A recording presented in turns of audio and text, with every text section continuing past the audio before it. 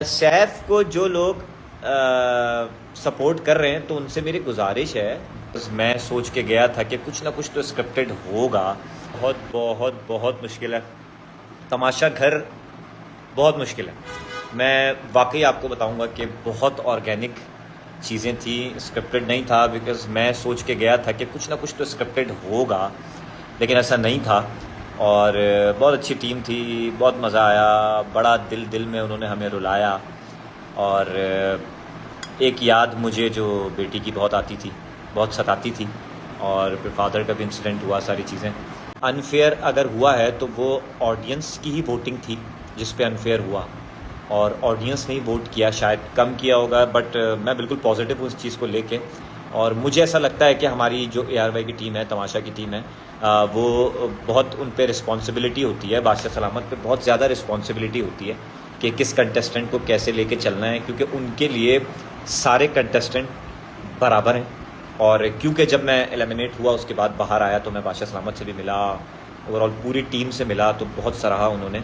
और उन्होंने यही कहा कि हम पर्सनली चाहते थे कि तुम अंदर रहो, और तुम्हारी बहुत अच्छी पर्सनैलिटी थी, तुम बहुत पॉजिटिव थे, लेकिन इस चक्कर में हम किसी दूसरे के साथ बुरा नहीं कर सकते।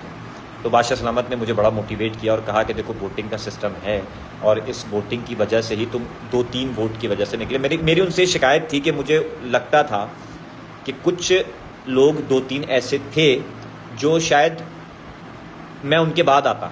अब उसमें मैं नाम नहीं लूँगा बिकॉज सारे मेरे दोस्त अंदर बने, लेकिन ऑडियंस अच्छी तरह जानती है कि कौन 2-3 लोग थे जो शायद मुझसे पहले आ सकते थे। लेकिन अगेन ऑडियंस का ही फैसला था ये, और ऑडियंस ने ही वोटिंग की थी, जिसकी वजह से मैं और रिदा बाहर हो गए। मुझे जो सबसे ज़्यादा एंटरटेन कर रही थी वो थी ज़ैनब राजा। ज़ैनब राजा से मेरी काफ़ी नोक झोंक रहती थी, और मुझे बहुत मज़ा आता था ज़ैनब राजा से बात करते हुए, और उसको 1 लाइनर देता था जब मैं। तो वो अच्छी, ज़ैनब राजा की अच्छी बात यह है कि वो बातों का बुरा नहीं मानती थी और वो बातें ले लेती थी। सो ज़ैनब राजा थी, और ज़ैनब राजा से बड़ी अच्छी दोस्ती भी रही, और भाई भाई बोलती। तो मैं देखें, घर का तमाशा, घर का सिर्फ एक ही भाई था, और वो था आपका भाई। मतलब ये इसमें वो वाला भाई भी ले लें आप, और ज़रा वो वाला भाई भी ले लें।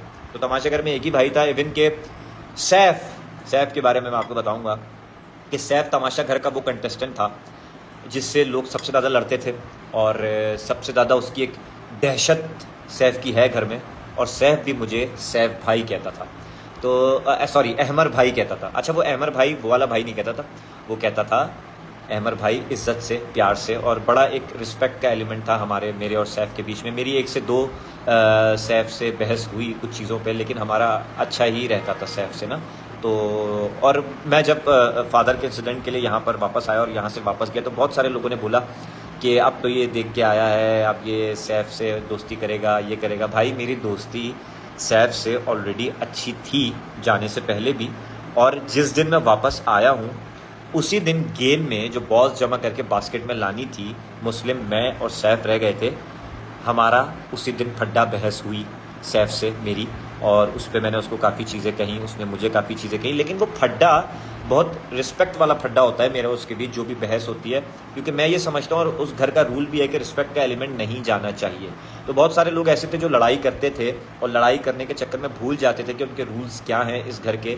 देखें, आपने फिजिकल नहीं होना, आपने गाली नहीं देनी, और आपने कोई किसी की ज़ातियात पे बात नहीं करनी, किसी के मज़हब पे, किसी के फ़िरक़े पे बात नहीं करनी। तो बेसिक 5 रूल थे जिसको मैं तो सबसे ज़्यादा फॉलो करने की कोशिश कर रहा था। उसमें Saif one of the most contestant, मतलब कह लें सैफ था जो वो इस चीज़ की कोशिश करता था।